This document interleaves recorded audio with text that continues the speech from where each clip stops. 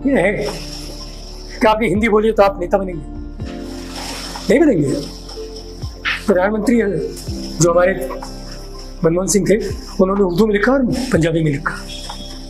विश्व के सबसे बड़े अर्थशास्त्री, बहुत सुलझे प्रधानमंत्री बने। तो नेता बनना अलग बात है, ब्यूरोक्रेट बनना अलग बात है। यहाँ विचार रखना है।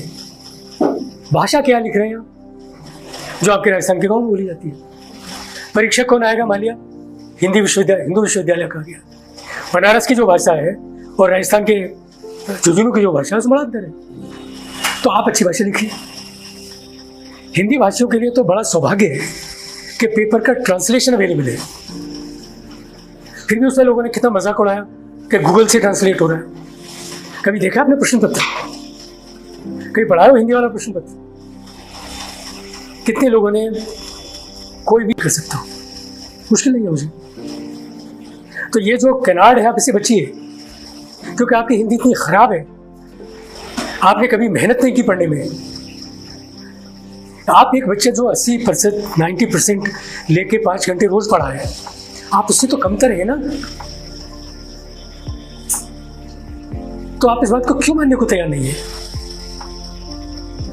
कल तमिलनाडु वाला मुझसे कहे कि साहब आप मुझे क्यों नहीं ट्रांसलेट करते। उनका झगड़ा इस बात का है कि साहब हिंदी में क्यों ट्रांसलेशन हो रहा है।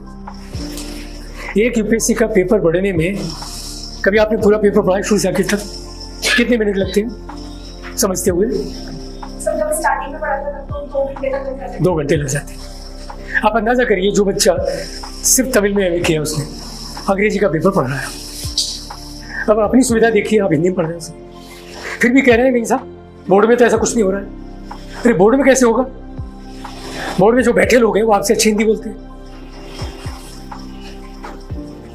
मुझे अभी तक ध्यान है, एक लड़का मध्य प्रदेश से आया, मैंने 5 साल मध्य प्रदेश में रहा।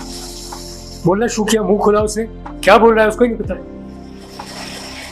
भाषा का एक मतलब होता है भाई। और जो लोग इंटरव्यू लेने वाले हैं, कोई आपके मित्र या दोस्त तो नहीं है ना, वो ऐसे प्रबुद्ध व्यक्ति हैं जो एक सोच रखते हैं, आपसे बड़े हैं, उनका ज्ञान है। आप उनके 40-50 साल के अनुभव को कितना भी पढ़ के आ जाए, नहीं कंपनसेट कर सकते। आप एक शब्द बोलते हैं, उनको समझ आता है कब क्या आने वाले। आप नहीं समझते, आप रट के आते हैं, वो चीज़ उन्होंने जिंदगी में उसको जिया है।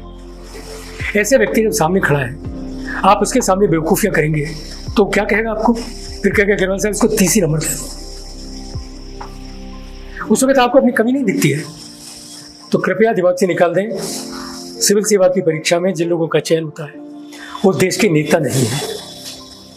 किसी भी व्यक्ति का जन्म सिद्ध अधिकार नहीं है कि उसका सिलेक्शन तो होना आवश्यक है।